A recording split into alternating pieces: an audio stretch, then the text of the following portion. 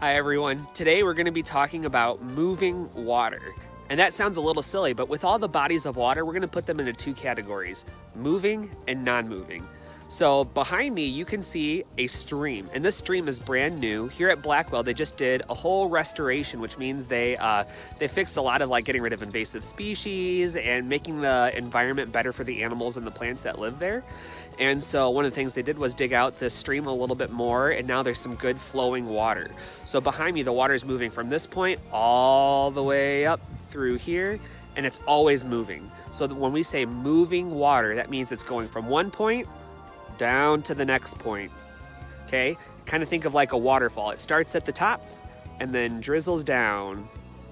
So what we're gonna do is talk about why it's so important. So there are some animals that only live in streams or rivers, which are the two examples of moving water.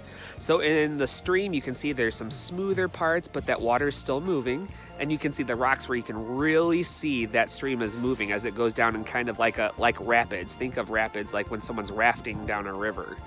So streams are all around us. You can see them at Churchill Park next to Churchill School. And if you walk through other forest preserves, you might see them. They are the smaller version of moving water. Rivers are big, streams are small. I'm still here at Blackwell Forest Preserve, and you can see an example of a river here too. So not only do they have streams, but they have the west branch of the DuPage River right behind me. And so this runs for a very long way, and it usually cuts through Warrenville, where we're at right now. So the west branch is an important thing for people and for animals. So people use it to go fishing, which means they're catching fish that they're gonna eat. And it means that people can also go kayaking down here. I've seen lots of kayakers. Probably not gonna happen now because it's so cold. But animals still come to this water. I just saw a couple ducks take off.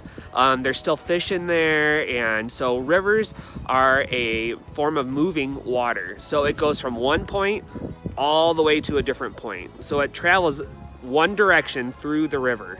So it doesn't sit in one spot like a pond or a lake or an ocean. They are a little bit different.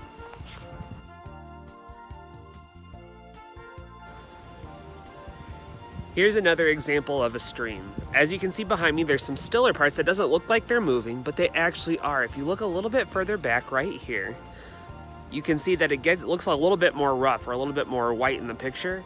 And that's because as the water goes, sometimes it goes over some shallow parts like rocks. So that's one of the differences between rivers and streams, is that one is a little bit more shallow.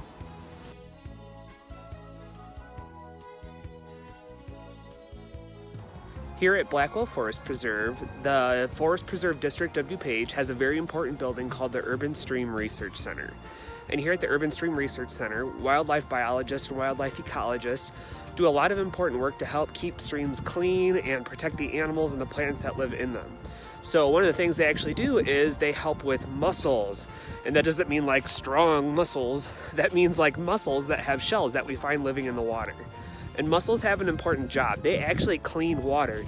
They suck in water and take out all the bad stuff and then filter it and put it back out into the stream as clean water. So within those flowing water, the moving water, there are mussels that do important jobs. And there are some mussels that aren't doing very good because of a lot of pollution and other reasons that are too long to explain. But there are places like the Urban Stream Research Center that do a lot to help make sure that those mussels survive and keep helping out streams and rivers.